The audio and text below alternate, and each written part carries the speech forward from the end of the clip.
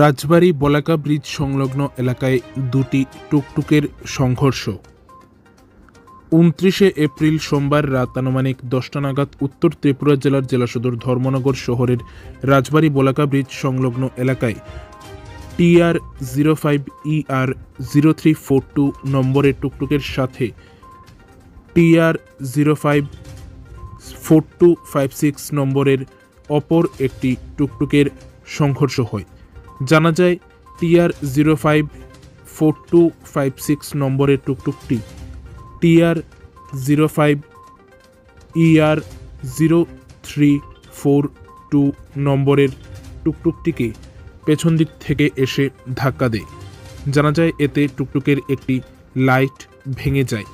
পরবর্তীতে টুকটুকের মালিক এবং স্থানীয় লোকজন এটি দেখতে পেয়ে সাথে সাথে TR054256 নম্বরের টুকটুকটিকে ঘেরাও করে, তবে এই সংঘর্ষে কেউ আহত হয়নি। পরবর্তীতে স্থানীয় লোকজনের দাবিতে ওই টুকটুক চালক TR05ER0342 নম্বরের টুকটুকের মালিককে তার টুকটুকের ক্ষতিপূরণ দিয়ে ঘটনাস্থল থেকে চলে যায়।